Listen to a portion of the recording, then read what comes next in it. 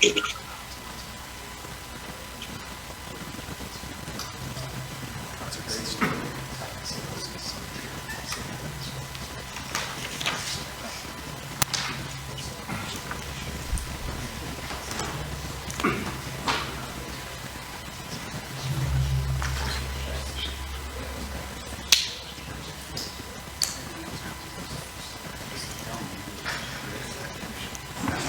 Greta, do you want us to know when they're on Zoom? All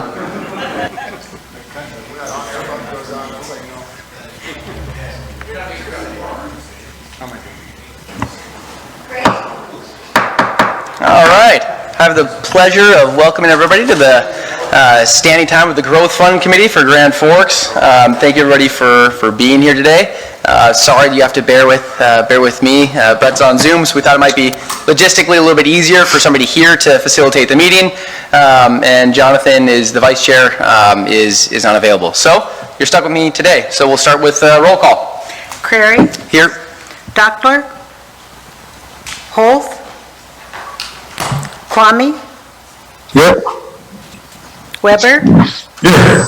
Whitney. Here. Wolf. Here. We have a quorum. Awesome. And moving on to the minutes from the June 28th meeting. Have any questions, or can I get a motion? I'll move to approve.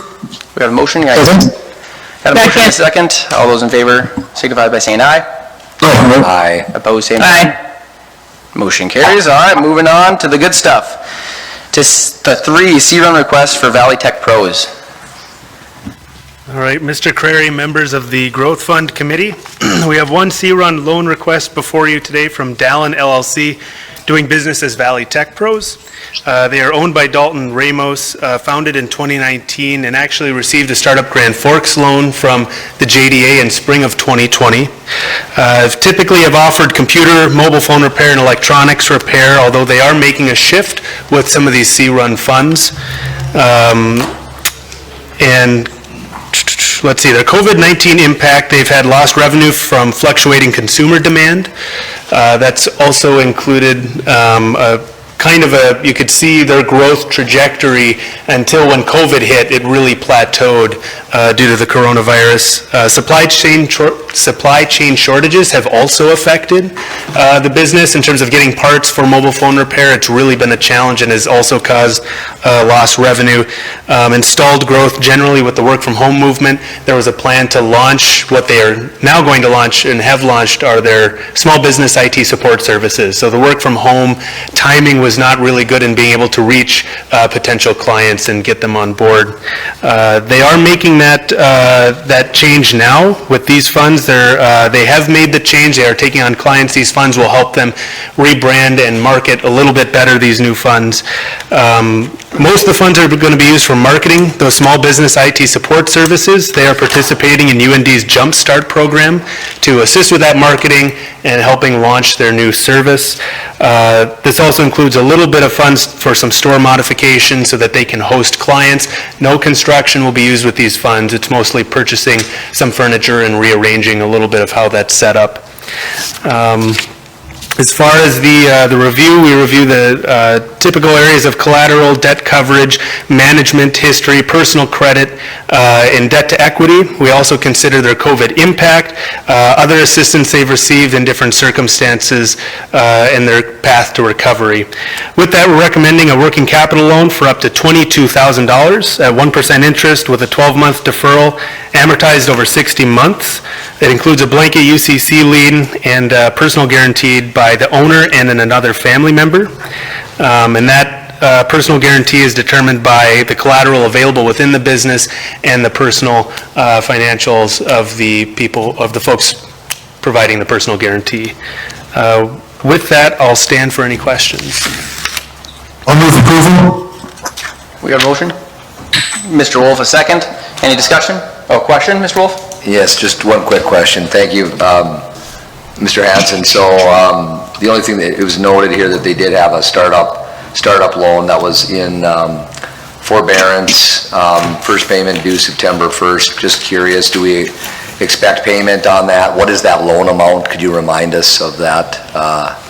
facility? Yeah, I believe it's for 20,000, and I did look it up. There was a miscommunication. The first payment's due August 1st for that, and they've taken the 3-month COVID forbearance. When we had met with the owners previously in April, we had discussed it's not due to an inability to repay, but rather it would put pressure on their cash flow, and in order to make this sort of transition to more business support services, it would be really helpful for them to have that cash in the meantime, but we expect payment on August 1st. Okay, just since it was noted, I wanted to make sure we expect payment. That was my only question. I would second the motion. And any discussion? I just want to make note as well, Colin, the CRM program, those are federal dollars that when we issue upon repayment, they become local dollars, correct? Absolutely. Those funds that we get out, when they are paid back, those funds will stay in our community and revolve several times over. In addition, one other note I'll make is with approval of this loan, we will have allocated $902,000 of that $1.39 million, leaving just under $500,000 left in the pot. So with a year to go, we're sitting pretty good. Yeah, how much time does that expire again? We have about 11 more months, June 30th of 2022. Great. We have a motion and a second. Any further discussion? All those in favor signify by saying aye. Aye. Opposed, same sign. Aye. Motion carries. Thank you, Colin. Thank you. All right, next, agenda item number 4.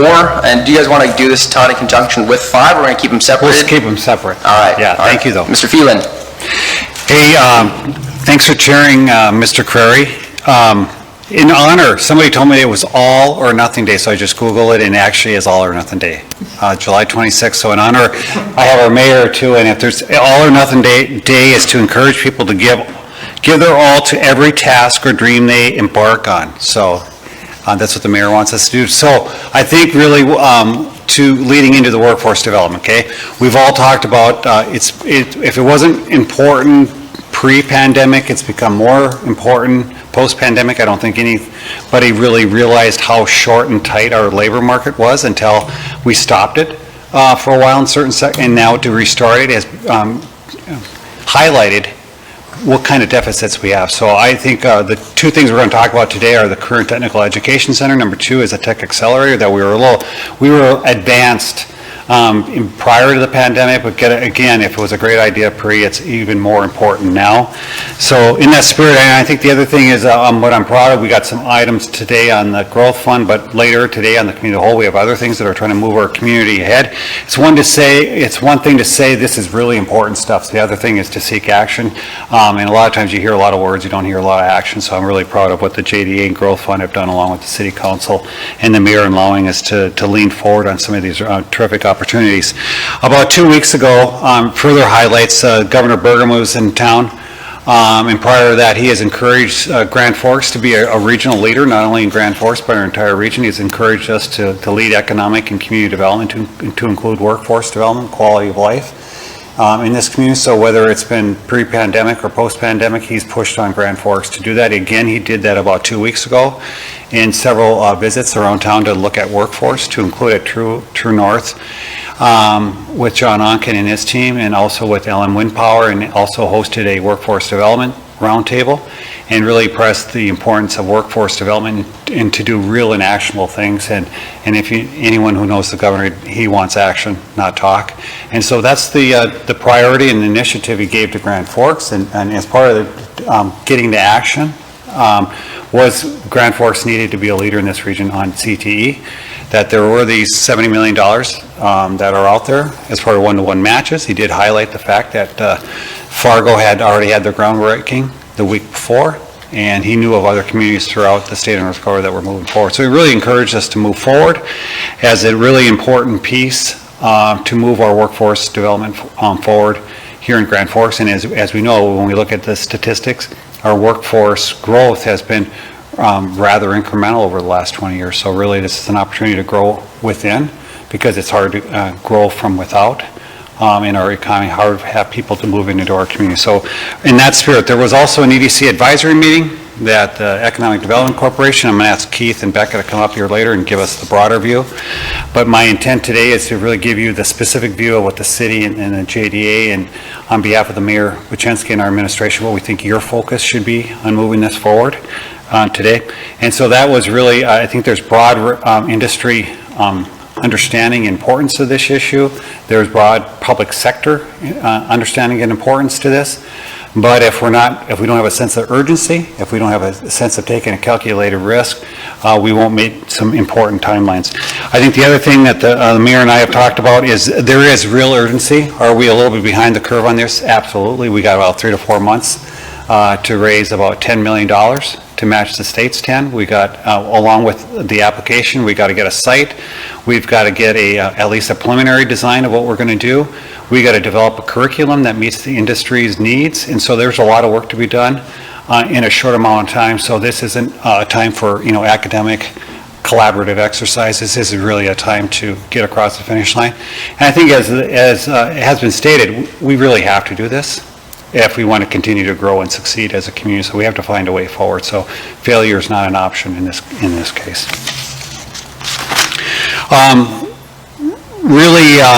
I'm going to have Keith and Becca come up and give you some of the things that they're working on. There's been 5 committees that are set up, and these committees really got to be set up to action and inform and make some great decision making. I think with the Growth Fund and the JDA and the city, really our focus is on facilities, industry engagement and funding, and governance and budget. Those are the 3 areas that we're most defined in as we move forward.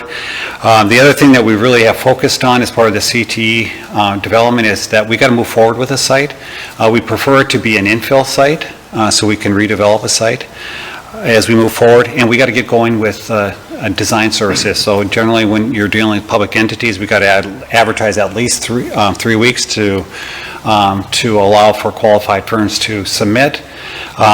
There has to be a selection process, and we got to come up with an agreement and come back to a formal body to move forward. So that takes some time, and when you got 3 to 4 months, you don't have a whole lot of time to think about things. And so what we've been doing is looking at sites around town, from our business park to industrial park sites that we've opened up through our infrastructure funding requests, and then also looking at strategic infill sites. We've also been working with the school district, and because this really does need to be a school district application to how can we help them move across. We understand that the school district has had a few setbacks in recent history. But as part of those setbacks, we've all understood how critically important they are to our community to grow it, whether it's workforce or quality of life, education, all those sorts of things. So we want them to be successful, because if they're successful, we're successful too, and vice versa. So we've been working with them on moving forward with this RFP on professional services, trying to make it not only a great thing for the school district, so we've attached that, but also a good deal for the entire public sector, all of those partners in the industry. And so we've moved forward with that in anticipation that we got to start moving forward on this application. We've moved forward because we need to identify a location. And I think there's a preference for, obviously the governor is a big proponent of infill development. So just so that we move forward with that, later in the session I'm going to talk about a particular property, the original site of the Holiday Inn, and it's been several different franchises along the way. So we're going to talk about that. That's a potential location for the CTE Center, not the only location. And also, we think that's a great location for us to get cleaned up and move forward, regardless of whether that ends up being a CTE site. So with that, what I'd like to do is hand over to Keith and Becca. They've been doing a lot of work. They've been checking out a lot of sites. I've never been to a CE center, so I'd like them to talk about what they've seen when they've gone out, what they see in Grand Forks, what our needs are, the different kinds of programs, what kind of industry perspectives we have, and what kind of really business relevance this has, and can we drive to a finish line, whether it's an October 1 deadline or a December 1 timeline, to give us a forecast where we're at, because I suspect we'll be back here at the Growth Fund and JDA for asking for permissions to do several things to help this project along the way. So with that, Keith. Mr. Lund. Good afternoon, Mr. Krueger, members of the Growth Fund. Thanks for taking up this very important discussion. Make a couple opening remarks, and then I'd like to turn it over to Becca Krueger, EDC Workforce Development Manager, who really has been leading our effort, providing great leadership for this project for the EDC. Todd mentioned the really unique, I shouldn't say unique, but acute workforce challenges this region has, which isn't unique actually. It's being felt all across the nation, and we need to do our part from our standpoint to improve that. This very much reminds you of the time about a decade ago, maybe a little bit longer than that, where we were developing the Northern Valley Career Expo. That's an event where we bring 1,800 high school sophomores to the Lara Center and profile high-paying, high-demand careers in the region, and very proud of that event. However, this project is a larger project and with greater impact, but as Mr. Phelan mentioned, a tighter window for execution, so we have some work to do. One of the reasons I wanted to get up and speak just before Becca addresses the committee is I wanted to talk a little bit about the great coverage we received from the Herald, Grand Forks Herald this weekend, and hopefully you all had a chance to take a look at that article. We didn't choose the headlining, we didn't position. One of the concerns that I have, quite frank, is the fact that I think that article positioned that this is an EDC project, and I just wanted to talk about how proud we are to be a part of a consortium of leaders that are trying to move this project forward. We were successful in securing a grant from the North Dakota Department of Commerce that provided some resources to do some of the preliminary analysis of this, but we just happened to be in that position. We have leaders from the city and the chamber, University of North Dakota, Lake Region State College, Northland Community and Touching College, and most importantly from private industry, that really the needs we're trying to meet with this project. So this really is the motivation to get this done, so the companies that are in our region talk to just about anyone, if not everyone. Workforce is a challenge and they need people to grow, and this is very much a workforce retention and a population retention effort from our standpoint. Mr. Phelan mentioned we had a discussion at the EDC Advisory Board. Both Mr. Curry and Mr. Wolf were there, and maybe others on on screen, and I think it's fair to say that there's tremendous buy-in for this project. We've discussed the Career Expo initiative at the EDC board meetings, and there's also been tremendous buy-in in terms of the need for this, and our board has given Becca and myself the, I guess, the authority, for lack of a better word, or the blessing to pursue this with great vigor. So with that, I just wanted to make some opening remarks. Again, turn this over to Becca, who has been providing a tremendous amount of leadership and coordination for this effort. So thank you for your time. Good afternoon, Growth Fund members. Thanks for having me. Becca Krueger, Workforce Development Manager for Grand Forks Region EDC. As Keith said, we have been working hard to bring together community members and community organizations to move forward with a CTE center here in Grand Forks. And why we're doing that is because it's no secret that we're operating in labor-constrained environments. And not only are we, but the rest of the nation is operating in labor-constrained environments. So to build a future workforce pipeline and to make sure that both K-12 individuals locally are knowing about the great career opportunities available in Grand Forks, and adult learners are able to be retrained for programs or for careers that are high wage and in demand in the region, that's going to set us up for success. So a CTE center, many people might think that it is a K-12 building, but actually it's not a building that is going to be open from 9 to 5. We envision this as something that's available not only for high school students, but also for adult learners here in the region. We have great partnerships with Lake Region State College, Northland Community and Technical College, and UND also is a member of our steering committee, as well as school districts. Both Grand Forks public schools, but our rural school districts are involved in our steering committee as well. One thing that Todd said earlier, Mr. Phelan said earlier, was that we don't want to make this an academic exercise, and that's absolutely true. The great thing is we've already done a lot of the academic exercise prior to this. Mr. Lund mentioned that we had received a North Dakota Partners in Planning grant, and so we've used that to do a few things, to bring together the steering committee, and also to engage our industry partners and students in the process of what a CTE center could look like here in Grand Forks.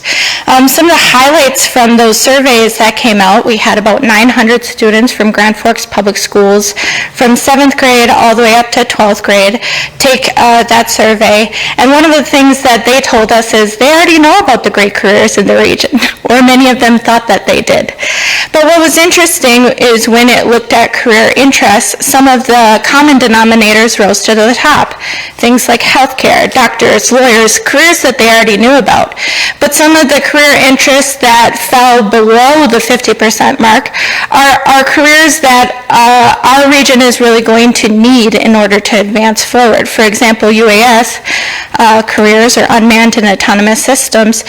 When asking students about their interests in those careers, that fell well below that 50% mark of students who might be interested, because they're simply not learning about those careers at the regional level. And so if we want to highlight careers and train students while still in high school for these careers, part of our job is educating them and providing hands-on training.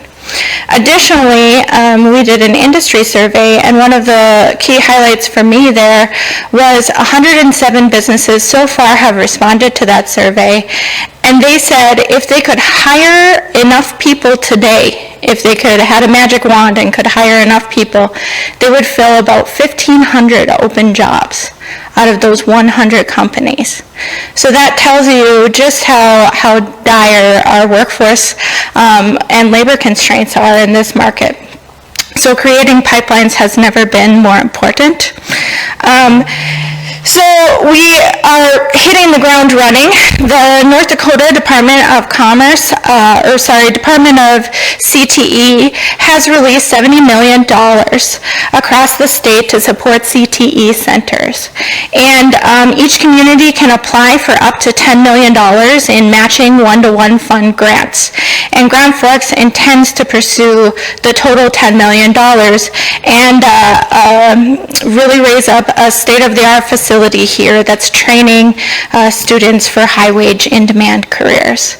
So we've put together 5 different committees to look at all the common denominators, like where's the facility going to go, what type of programming is going to go in it, who's going to own the facility, so we need to meet some tight deadlines in order to make this happen in our community, and we intend to meet those deadlines. So the first round of funding, up to $35 million, will be available for applications closing on October 1st.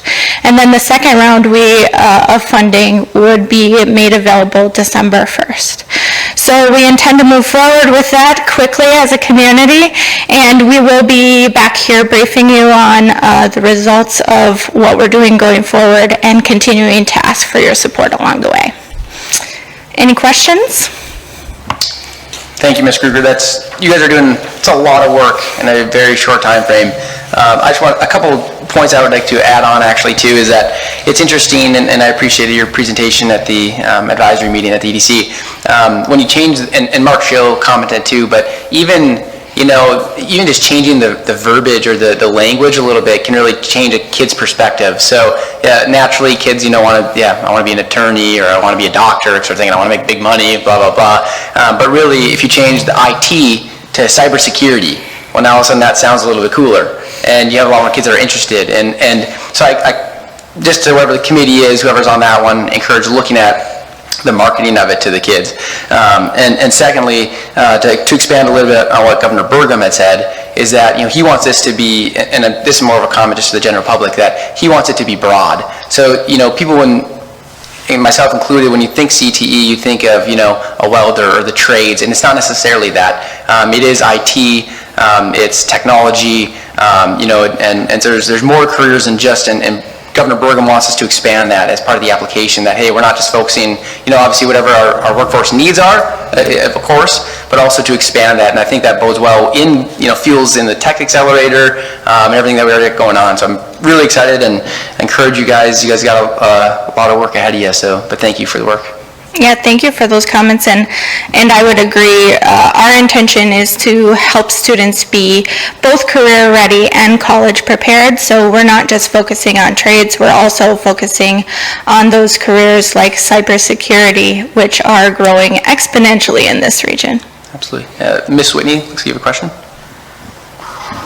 Thank you, Mr. Curry, Ms. Krueger, and Mr. Lund. Just a couple of questions. One, I don't know if you could, I know you don't have all the answers right now, but in what ways do you see the growth fund and the JBA helping you move this effort forward? What might some of those potential ideas be? And then, Ms. Krueger, you just mentioned about not only career ready, but college ready. What might be the difference there for someone in a career center that might be looking to go to the college ready kind of track versus the career ready track, and what might that look like for the partners? Yeah, so I'll handle the second part of that question and then maybe turn it over to Mr. Lund for the first part. But so as far as college ready and career ready, one of the things that we did along our academic study to examine the feasibility of a CTE center over the last 6 months is to go to communities who really have the gold standard of CTE centers including Moore Norman in Oklahoma and Great Oaks in Ohio, as well as Sioux Falls, South Dakota, who have all stood up CTE centers. And one of the things that we really liked in terms of best practices is providing students the opportunity to get certifications while they're still in high school. So for example, we'll take maybe medical careers, right? Students could become certified as CNAs while they were still in high school, get CPR certifications, OSHA safety certifications, and then choose to go work as a CNA while directly out of high school in a very nice wage career, or they could choose to go on to additional medical training, already having some of those certifications out of the way. So it's really a benefit to the students as well if you think about the amount of money that's needed to complete a degree path helps take some of the burden of cost off of those students. So that would be a good example, but there are many others. And then I'll turn over to Keith to answer the first part of that question. Thanks, Becca. Ms. Whitney, I believe the question was the role that the Growth Fund and the city could play in supporting this overall effort, and quite frankly, you're doing it now. I mean, I think there's a couple of things. One that you're doing now for certain is helping to provide sort of common leadership to this, and sort of with the group that's moving this forward, helping to collectively keep the foot on the gas. As we've mentioned several times tonight, we have a real tight time frame, and we need to talk about the importance of this, and we need to educate, the broader community as well as industry on the importance of this project and the need to invest in it. That's a one-to-one match from the state grant source, so if we are to receive a $10 million grant from the state of North Dakota, there would have to be $10 million of local funding, and I'm not going to lay out today what that looks like, but that's going to have to be the case if we want to leverage the maximum grant opportunity from the state of North Dakota.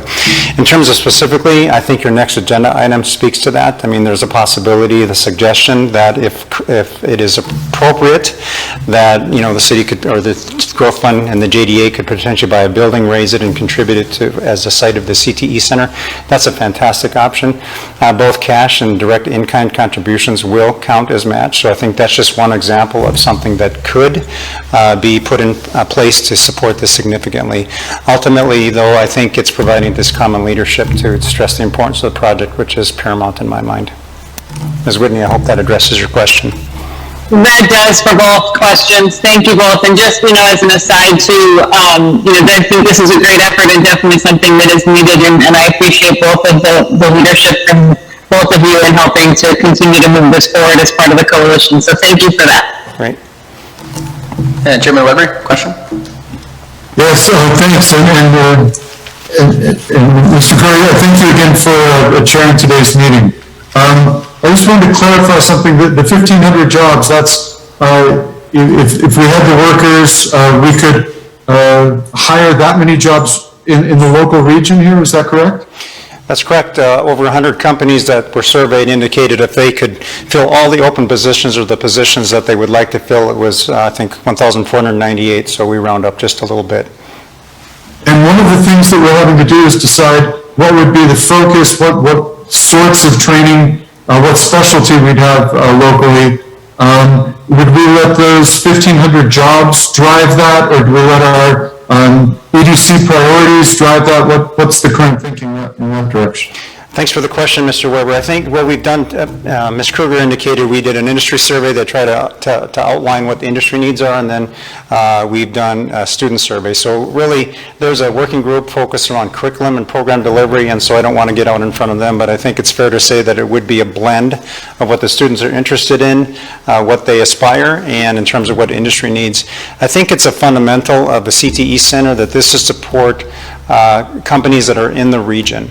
I always use a ridiculous example. No marine biology courses will be delivered at the CTE Center. So this is all about supporting our local and regional industry here. So in order for a program to be delivered, they'd have to have a career opportunity here. Mr. Weber, I hope that addresses your question. Very good.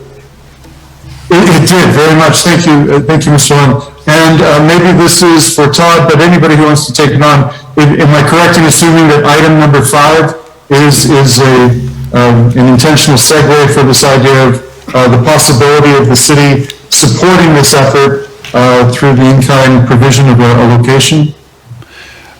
Chair Krueger and member Mr. Weber, you are correct on that. I think on the number 5, it's not like it has to be that, but we think it's a good start, and look, it provides a lot of benefits. But as we get into that item, even if it was purchased and ultimately did not become a CTE center, we think there's other valuable things that we can do with it and sell it for that reason. So I think the other thing I was just adding on to what Keith and Becca were talking about, number 1, we appreciate EDC and their advisory kind of collaborative role that they brought all the partners together to move this effort forward, and then this initiative forward, because if someone doesn't do it, who the heck's going to do it? So we really appreciate them sticking their neck out and moving this forward. I think the other thing is, depending on this Career and Technical Education Center, the Mayor Boczynski reminded me, there could be healthcare organizations that say, hey, we're willing to contribute to this. Obviously, we have lots of needs in the healthcare industries, from technicians to nurses to all the different occupations that occur in a healthcare system.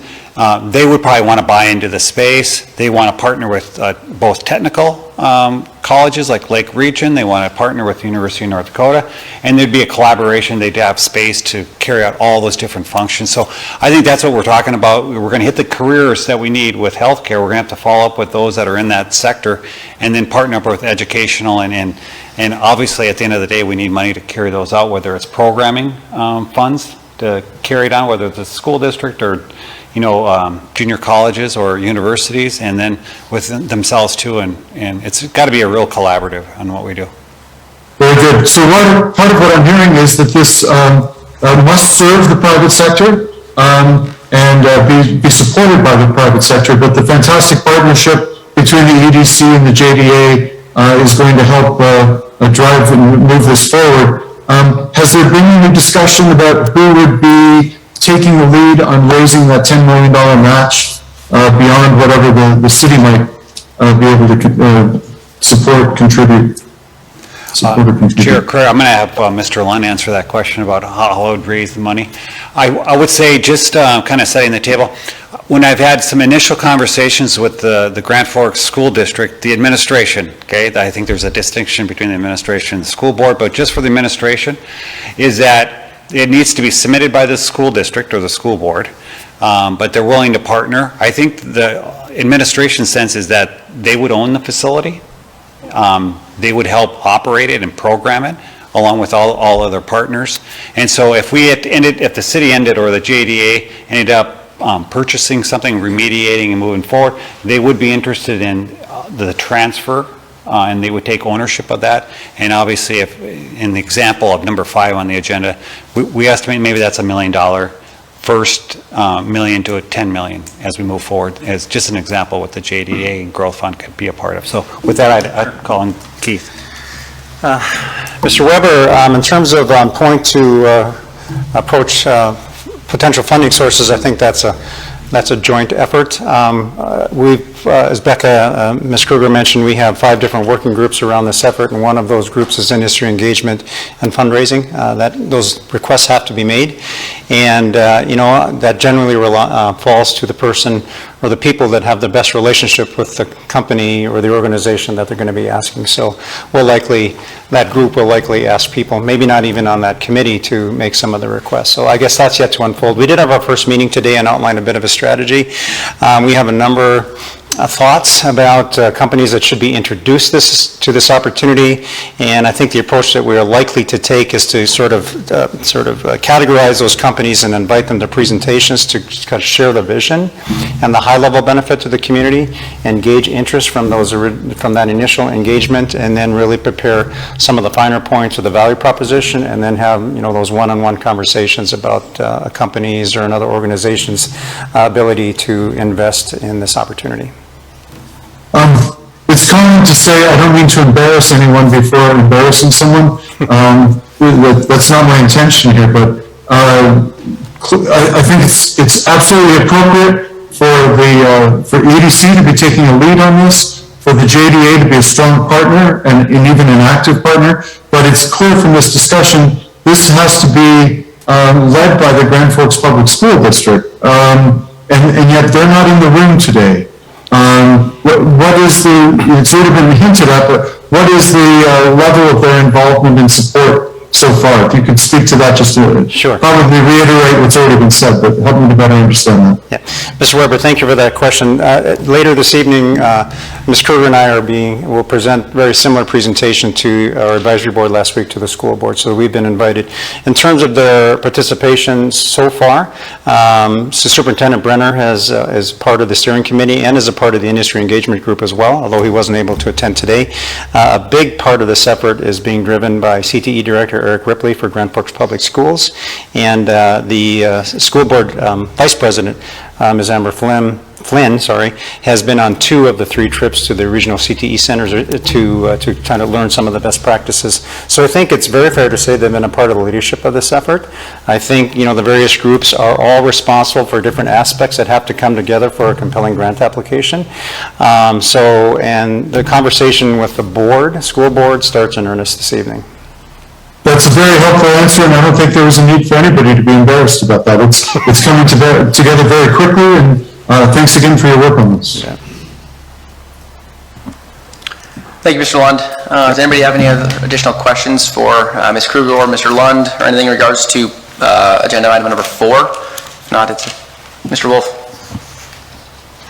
Yes, thank you again, and certainly agree that this is a very important topic, so thanks for the efforts here. I know that there's been some discussion about maybe this being a regional center, anything, and a lot to figure out here, but any thoughts on or any comments on other districts that might benefit or how we would approach that regionally? Mr. Wolf, thanks for that question. I will say a couple of things. First of all, the grant application from North Dakota Career and Technical Education Division indicates that it will prioritize centers that have 6 or more additional school districts involved. So they are prioritize a regional approach to this. I think Grand Forks has a little bit of a head start in that they have right now an area center. It's a virtual center that they have, I believe, 6 or 7, I lose track, 8 additional school districts that are participating in that. So those relationships already exist, so those will be conversations that will be ongoing. 2 out of those 8 are actually on our steering committee, so we've involved the region in that regard. And in terms of the curriculum development, I envision that we would try to get all, or if not most, if not all of those school districts involved in that conversation. So I think we have a little bit of a head start, probably the only head start we have in this process to date. Any other additional questions, Mr. Kwame? So this is just an informational item, we're not being asked to approve anything, is that correct? I believe that's correct. For information, we'll also put it on the JDA just for a quick over, trying to keep the momentum going.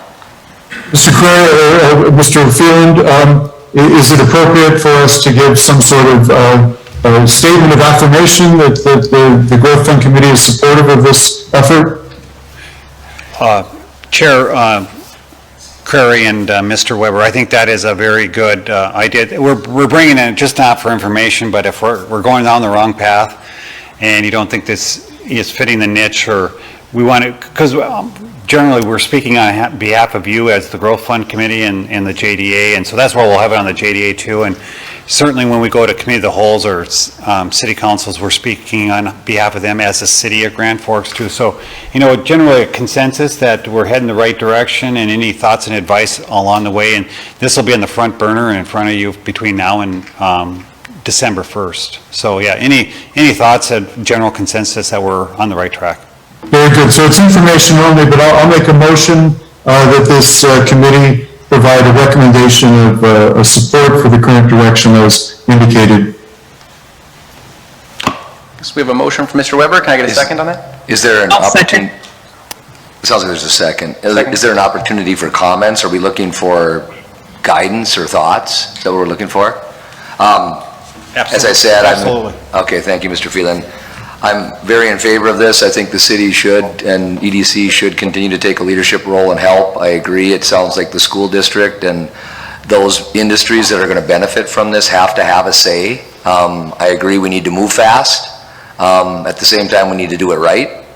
And so, to me, such things as what is the facility, where should it be, and there has to be some of those hard decisions have to be made. How big should it be? Where should it be? What's it going to be? And I think the school district and the stakeholders that would benefit have to have some say in that. Those are my high-level thoughts, but very much in favor of the concept.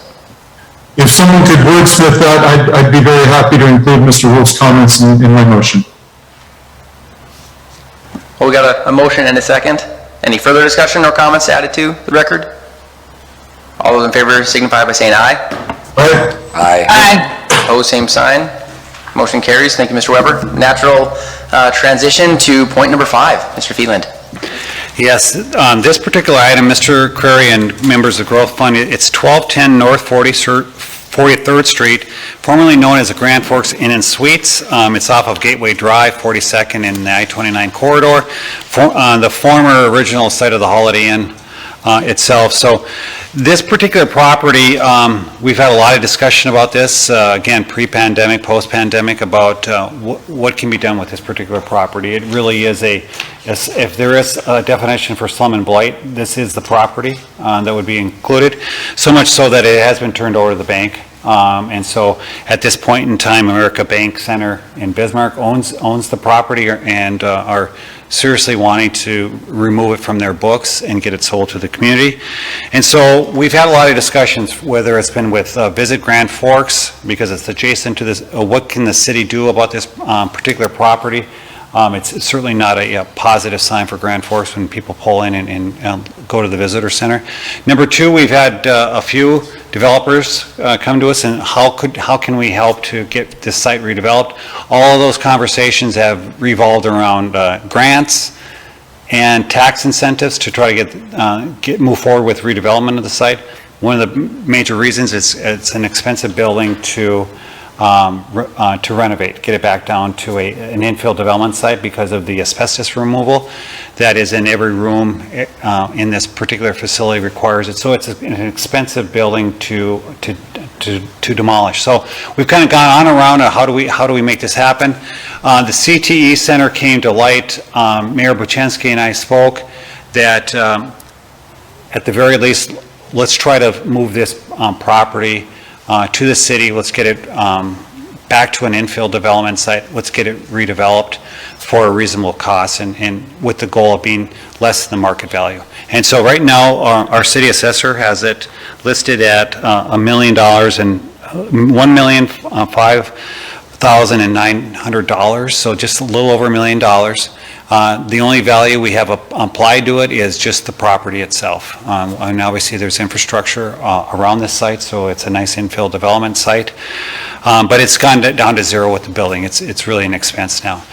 We have taken a look at the listing price, and Mr. Ritterman is here on behalf of Dakota Commercial. He's the listing agent on there, so we followed up on that. The listing price was $600,000, and the estimate for demolishing it and abating this particular property was estimated between that 700 and 800,000. So really our goal was to pay much less than 600,000 to press upon Mr. Ritterman and of course with American Bank and Bismarck that this is really a slum and blight that they have on their books, and as part of the greater good of the community, we need to get this cleared up. And so with that vein, we did provide an offer subject to all the particular requirements with growth fund and JDA approvals and Mr. Gossett drawing up a purchase agreement that would be satisfactory. So there was an offer of $450,000. It was accepted for this particular property, so we think it's a good deal in that vein. We did follow up and also look at what services would be required as part of asbestos removal, and we have a cost of $269,150 for professional services go in there and remove the asbestos. We also have some in-kind services that we can do for both roll-offs and landfilling, since we do have a solid waste landfill that can take asbestos. And then if this was ready to move forward, we would certainly close on the purchase. Mr. Gostad's here and he drafted on the purchase agreement.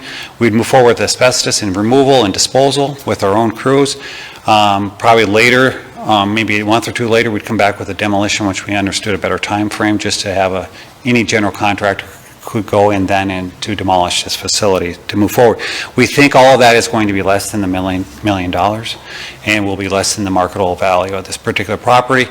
And so we think it's a good thing for many reasons. We're going to remove a slum and blighted property that has not been able to be removed by the private sector, so we're going to step in there and do the greater good on behalf of the community. We'll have a developable site on a strategic thoroughfare and corridor in Grand Forks.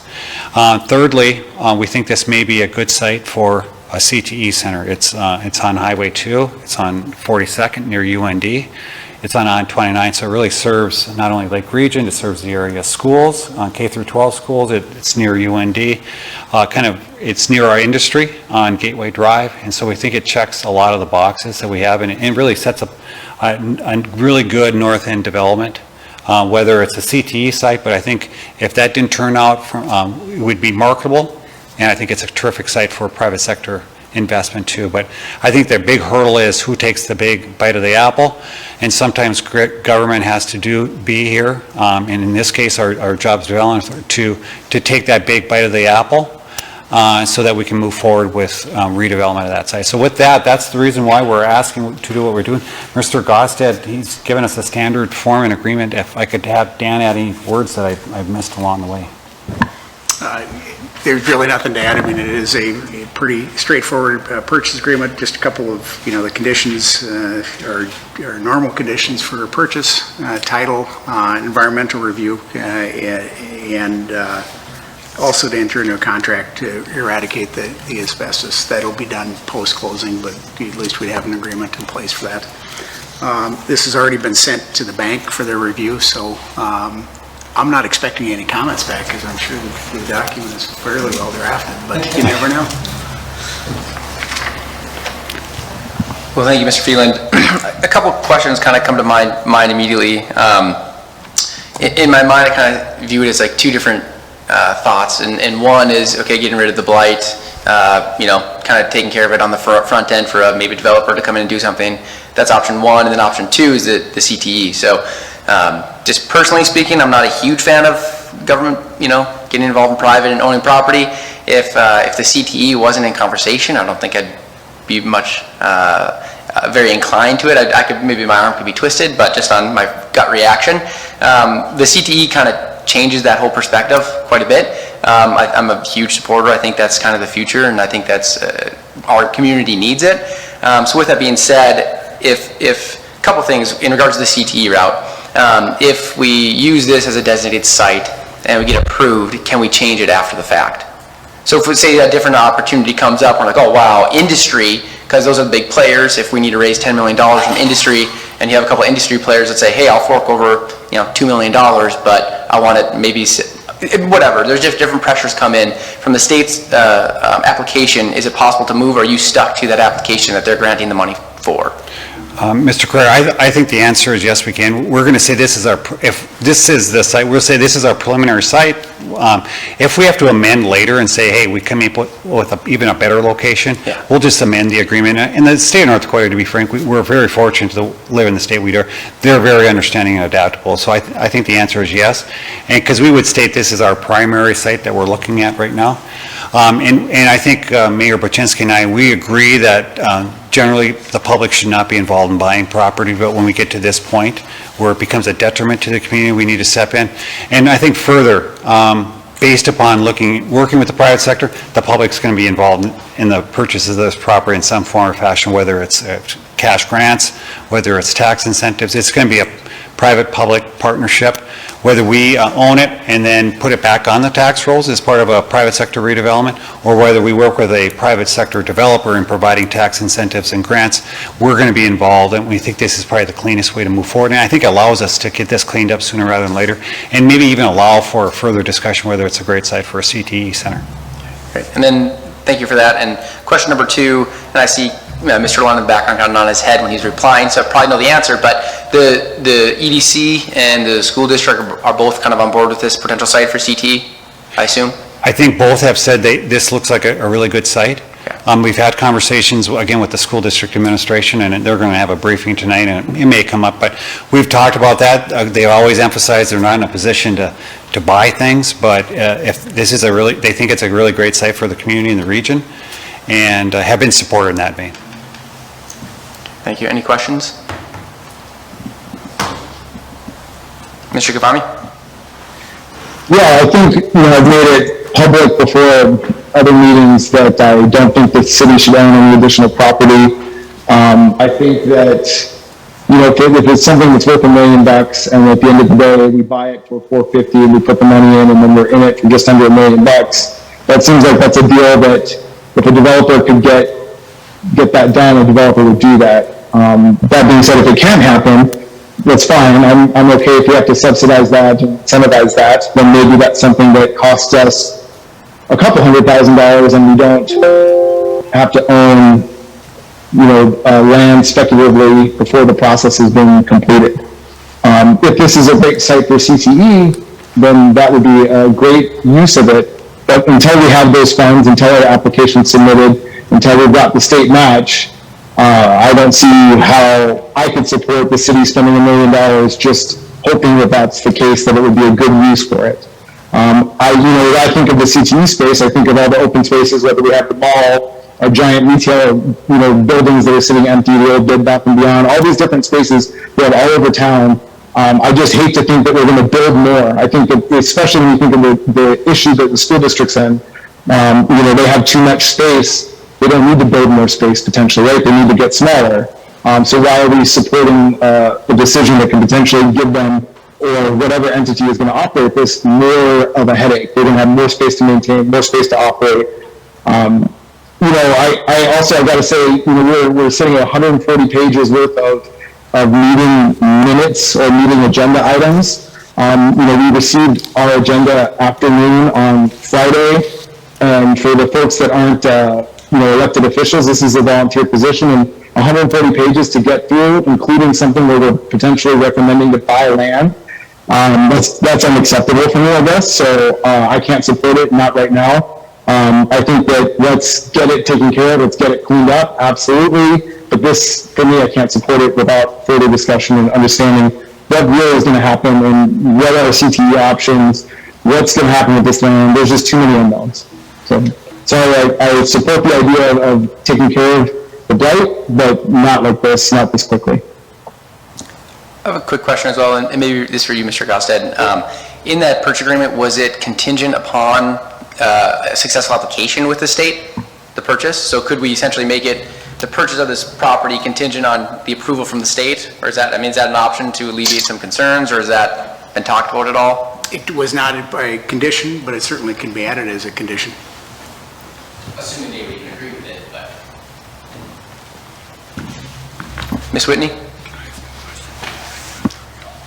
Thank you, Chair Curry. Just wondering, I think, to follow up on Mr. Kavami's question of what makes this site stand out other than, say, its location on 42nd versus, say, some of those other, even if you take his list or, add to it from other physical locations around Grand Forks, what kind of, assessment priorities were put into place to look at why this particular location kind of rose to the top?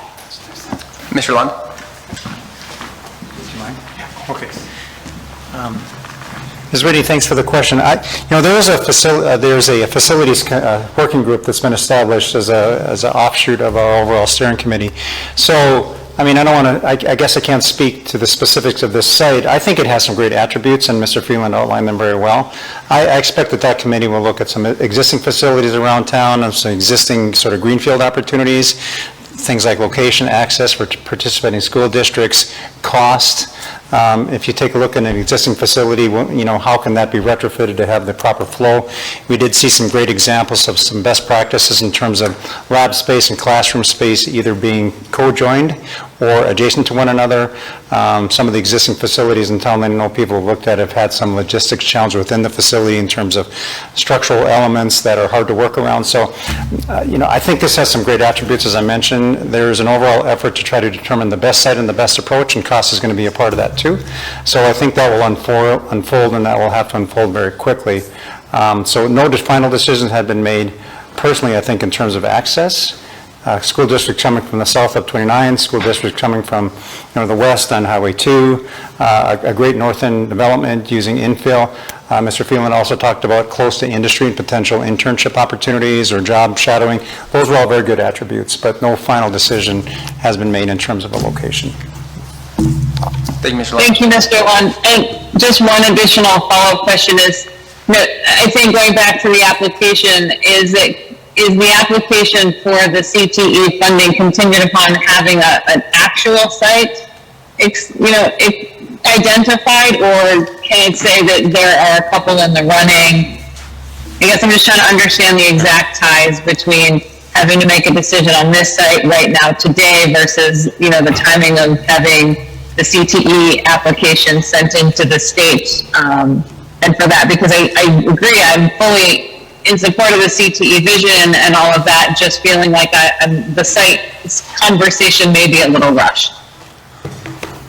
Thanks, Ms. Whitney. The mayor confirmed my recollection that a part of the requirement of the CTE application to the state is to identify a location.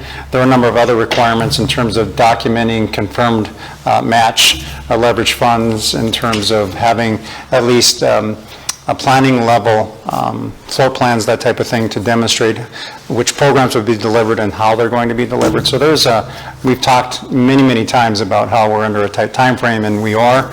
So all of the things in the next couple of months are going to have to be worked out, and these working groups know they have a lot on their plate and a big responsibility, but we do have to have a location identified. To have this sort of in the works as an option, as other sort of concepts and locations are considered, is fantastic from my standpoint. Thank you, Mr. Lund. One more, and I would agree that we need to have options, and I think that makes sense. I would much rather have the city contribute $1 million and that go towards machinery or build out of a space rather than, just purchasing land and rectifying it and making it, shovel ready. I just want to make sure that we're exploring those options. I'm fully supportive of this.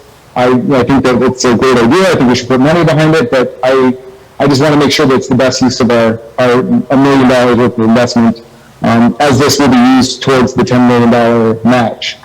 So this is the key to getting the money from the state. So I think we need to talk about that more. Excuse me. Thank you, Mr. Kwame. Mr. Sandy?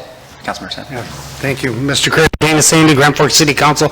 I wanted to point out that I think the mayor's office and administration did a very good job connecting the dots on this concept of solving multiple problems with one fell swoop. At work, we call it the double whammy, where you do one thing that benefits you, but it also benefits somebody else. So I like the concept of getting rid of the slum and blight. In my opinion, as Mr. Phelan already pointed out, we are going to be asked to do something with that property at some point in the future. And so, one way or another, it's going to cost the city taxpayers a couple dollars. And as far as I'm concerned, although that property isn't necessarily appreciating in value the way other real estate is in our community, it's certainly not going to get any less expensive than it is today. And so we have the money, we have cash available today to invest it into something into our community. I think this solves the problem of cleaning up part of that area of town, and whether we go forward with the CTE Center or we ultimately have it as a shovel-ready project for some other developer, if it ends up costing us a couple bucks between now and sometime in the future, I think it's a good use of taxpayer dollars to help get that to a shovel-ready position. Hopefully the CTE Center takes off. If it doesn't, somebody else will be prepared to come in and take over that property, purchase it back from the city. So we're simply going to be sticking some money there as a placeholder, whether it's our investment in the CTE Center or as an investment that somebody pays us back for at some point in the future. So I'm totally okay with it. My biggest concern of this whole concept is the CTE Center sounds great. I know very little bit about it, but what I do know is it takes people to run something like that.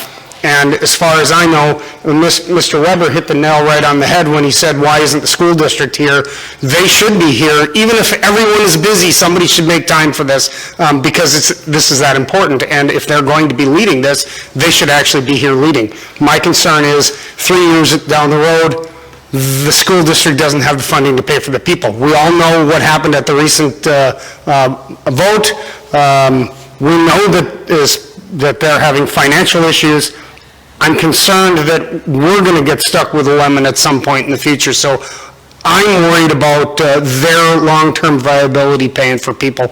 I don't know what it's going to take or when we as a community will know more about that, but I'm hoping that we learn more about that sooner than later. But as far as this concept goes, I'm fully supportive of putting the money in and taking care of this issue. Thank you. Appreciate it. Thank you, Councilmember Sandy. One thing I'd like to note as well, really quick here, is that running through the numbers, so estimated cost, we'll call it $1 million all in. The site's 5.7 acres, so about 250,000 square feet. So your all-in cost per foot's about $4. So I mean, I think from, they're philosophically, again, the whole government owning, I get that. I'm not a huge fan of that, but I understand Mr. Sandy's, Councilmember Sandy's perspective too. That is it potentially just a placeholder for, could you get that $4 a foot back from a developer down the road? And if we have the funds, I mean, that's just food for thought. Again, it naturally just goes against the grain a little bit on what I philosophically believe, but just kind of throwing it out there just from a numbers perspective. And Mr. Wolf? Yes, thanks, Mr. Krueger.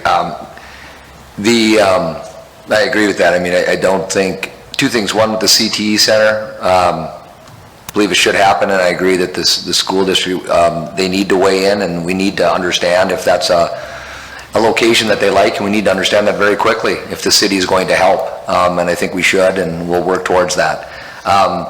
To put that aside, again, just going on the record conceptually, I'm not in favor of expanding the inventory of land or developments that we have as a city. And I would say that, looking at the numbers here as well, I know it's, you buy it for $450, you remediate it, you do some, demolish it, and say you got $1 million. Just knowing what I know, the city may not lose a bunch of money, but I'm a big believer in private industry, and if developers, felt they could do it and make a big buck at it, they've also looked at that model as well. So I'm, again, to that point, to Mr. Sandy's point too, if we're going to have to do other things in the future, having some dollars for that, are there other, should we be aware as the growth fund, are there other properties that are in the similar situation that are blight that we should be considered purchasing this, or is this just because this is in that category and potentially CTE, or are there other developments that we would be considering in the future? Maybe that's a question. A lot of my feelings and a question about any other potential properties that we should be aware of. Mr. Curry and Mr. Wolf, I would say for an infill development where we're going to get involved in demolishing, we had one highlighted case on South Washington where we had to, seek an alternative way forward. So I think we try to stay out of this, and as part of the administration, Mayor Buczynski, we're all about the private sector, just managing it. It would be great if the private sector would match the $10 million on the CTE Center from the state of North Dakota, and we could get all that done. But I think without community leadership, and feeling like the community's all behind this, including your local government and Growth Fund and JDA, I think it's going to be hard to extend that confidence that the community's behind that. So I would say this is the exception to the rule, and if you drive out there and buy it, I think it's going to look like the exception to the rule in Grand Forks, North Dakota, and so that's why we're involved in that. And our biggest concern when people have come to meet with Mayor Buczynski and I, it wasn't a viable private sector deal without the city of Grand Forks doing, again, a lot of exceptions to the rule to get it back to an infill development. And so that's why we're here today. And then along the way, the CTE Center came to light, and the mayor and I spoke about that. We also included Council President Sandy does pass our sanity check on something like this. So it just added value to that decision. And again, what we're trying to do, and I know what we're doing, if you look at this agenda plus the next agenda, there's a lot of items going on too. So really, these are intended for, they can be first conversations and continued conversations. None of these items require you to pass a motion out if you're not ready to move forward. But there's a lot of really great things. We've got a lot of great problems coming out of this pandemic that we're even talking about redeveloping of the community. And so certainly if you're not able to move forward with a motion, we understand that. We'll bring it back in a short period of time for further discussion. Mayor Buczynski.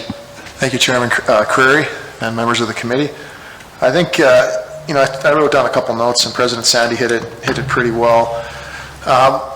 We've got a site that needs to be torn down, needs to have something. It's in a terrible spot, and it's owned by a bank in Bismarck that doesn't care necessarily that we have this slum and blight sitting in a very crucial corridor in our town. There had been other offers on this site for more than $500,000. I think the city is getting a good deal because of the fact that we're almost guilting them that they need to take care of this slum and blight. We have the ability to use the solid waste landfill and some of the roll-offs to help reduce some of the costs that wouldn't be able to be done by the private sector. If the private sector had the opportunity to do it, I believe it would have been done already. I am not a fan at all of the city holding this long-term at all. This would be something to get the slum and blight out of our community and build the community that I see for the future. And that needs to be done. Otherwise, it's going to be sold, or it's going to be part of the CTE Center. The CTE Center, whether it's this $1 million or another amount of money, we're getting 100% return on that with the grant one-to-one match. So I think that's really exciting. I think it's nice to see some investment by the city in the north end and in a corridor that hasn't seen a whole lot of investment. And lastly, it's 5.7 acres. We took an industry leader that knows a fair bit about this, that's been pushing really hard and has a great idea. Can I just say it's John Ocken, a real industry leader on this, and did a phenomenal job with True North Equipment. He came out and toured with us with the site, and he said the expandability here is a phenomenal opportunity to have infill that you can expand on that well. Makes it a phenomenal site, and he gave it 2 thumbs up, even though he was driving a motorcycle out there. So with that, like I said, I'm not really interested in the city owning more property. As you can see with the corporate center, we're moving on those. We got the business park, which has worked out well, but in certain situations, I think the city has to step up, and we need to get our community cleaned up, and this is a great way to do it. So those are my thoughts. Thank you. Mr. Krueger, if I may. Yes, Ms. Reber.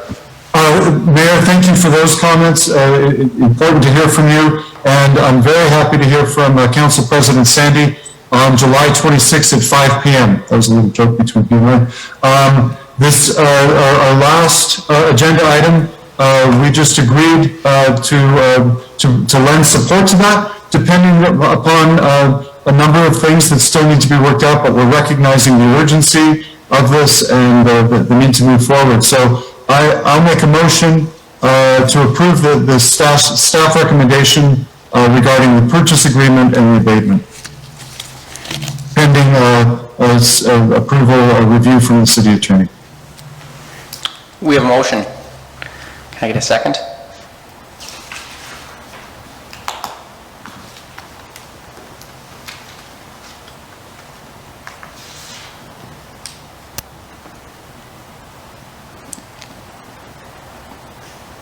Would anybody like to put forth a second to Mr. Weber's motion?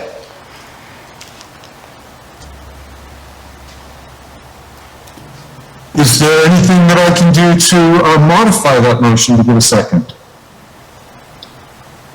This is Kyle. I think it might be the greatest idea, but it's just too quick for me. So I need to have conversations and understand, and if it is a blight situation and the city has to address it no matter what, that totally makes sense. Again, I'm not prepared to approve it today. Let me try again then, if I may.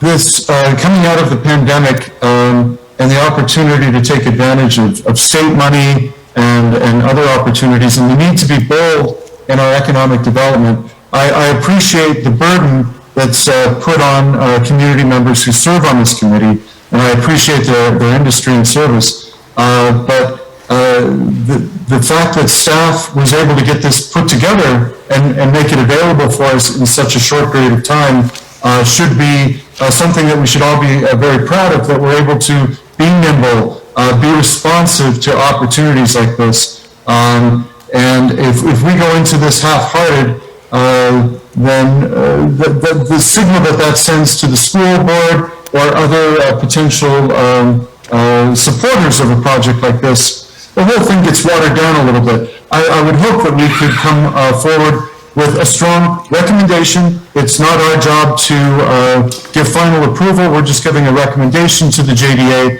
The idea that we would want to wait another potential month before reviewing this again, I think would be unfortunate indeed. And so with that, I'm going to propose my motion once again and hope that I can get a second this time. Can I ask, why do we need to make a motion on this? Can't this just go to JDA? Mr. Krueger, I think administratively we could move forward. Sometimes we could probably just take it directly to JDA because this is a recommending body. But certainly this group could provide, similar to the previous item where it was an informational item, which you said, we have broad consensus, these are some of the things. I think if you could move the item forward, that to move it to JDA, with these pros and these cons, and to move that forward to the JDA for further discussion. So I think your motion would to move this forward for continued discussion to our Jobs Development Authority and maybe highlight some of the issues you want the JDA to take up. If I may, I will modify my motion to reflect what was just suggested by Mr. Phelan. Could I also add a friendly amendment around support or some kind of indication from the school department and the school, the public schools, so that we can kind of bring that back and tie it into discussion, as there's been concerns raised that the school district is not and wasn't able to be a part of the conversation today. Certainly, Mr. Krueger, I think you could, I think on this next week, we could ensure that we have the endorsement, whatever we can get from the Grand Forks School District moving forward. I think the other thing, the Grand Forks School District, I think number one, what they want is they want a joint meeting with the City of Grand Forks and the City Council. I think it'd be good at this point, since this is our primary driving collaborative we have, to include the Growth Fund members too. And let's try to get a meeting together in August, and so that we really can ferret things out. And to be fair, the school board, tonight is the first night they're going to see it too, and so we're all trying to move fast but smart at the same time. So I think that would be a nice friendly, to make sure that they at least endorse this as a location. And I think further in that spirit, Mayor and I will, working with Council President Sandy, will create a joint meeting between yourselves and the JDA and the City Council and ourselves, and to have this as a sole discussion point with us all, and we'll do that as soon as August. Wonderful, and I'm happy to include that, Ms. Whitney's comments in my motion, and that intention. That wording, Mr. Phelan, was probably much better stated than mine, so thank you. So, Mr. Wolf? Yeah, so my thought is, again, is input from the school.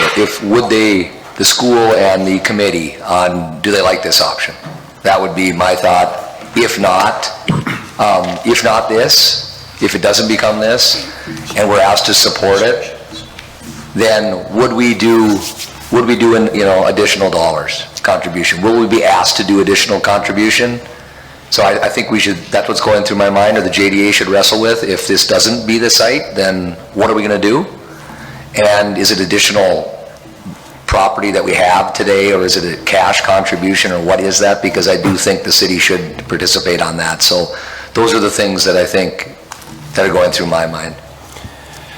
Mr. Krueger, members of the Growth Fund Committee, a couple of things. First of all, I think the motion that's on the table sort of essentially says we're going to move forward and continue to pursue, what the terms of that purchase would be, and I think that's fantastic, and move it to the Growth and to the Jaws Development Authority.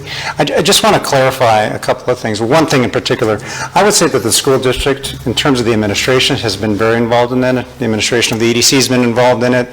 The board not as much. The City of Grand Forks Growth Fund Committee administration, as is the first time this body has seen a presentation, and I imagine we'll be at the City Council here within a few weeks to do a similar conversation. So I'm just a little uncomfortable with that narrative. Tonight is the first time the full school board is going to receive the presentation.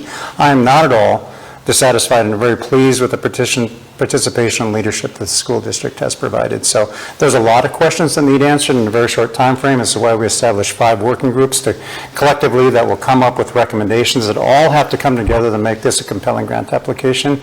And we're all working as collaboratively. It's very, from that standpoint, a very rewarding process, I would say, that we have. I mean, there are a couple of times in a person's career when you can have something be sort of an all hands on deck type of an effort from multiple different organizations, and it very much feels like one of these times. So very rewarding, very challenging too, but in many cases, and many times these challenging exercises are the most rewarding. So just wanted to provide that narrative relative to the process. Thank you, Mr. Lund. Oh, Mr. Wolf. I agree, Mr. London, thank you. I guess I'm just saying, I think as a growth fund or JDA, we should support the CTE Center, and if we proceed with this purchase, and it is not the site, I think we need to be prepared. We're going to do something else. And if we don't, if we don't have $2 million or $3 million, then I think we should pause.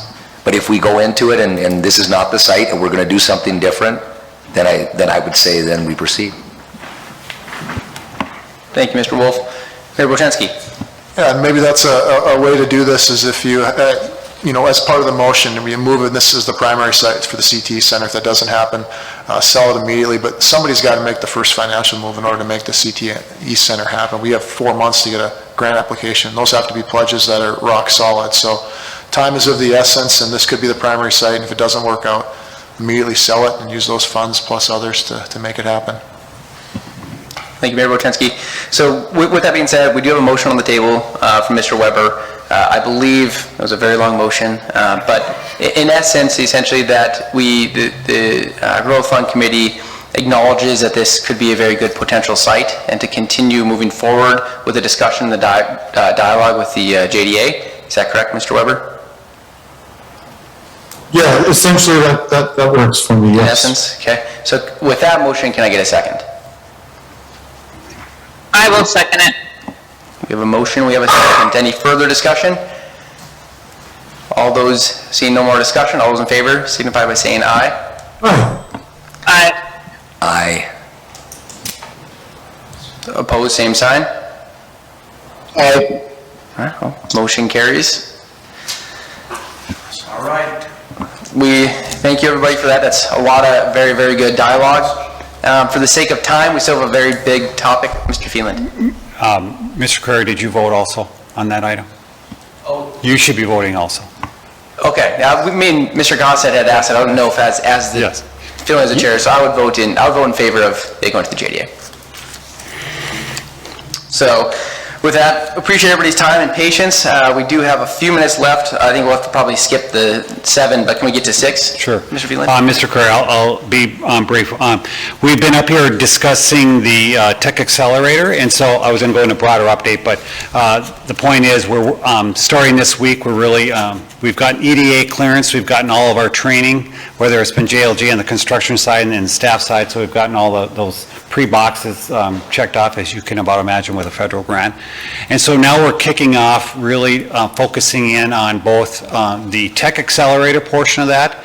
We're going to have meetings this week. The Center of Innovation are going to be a part of that, along with the EDC and Evolve. And so we're all in et cetera, I guess, all those organizations around that. Also, this is going to be a hub for upskilling, workforce development upskilling in a different form or fashion.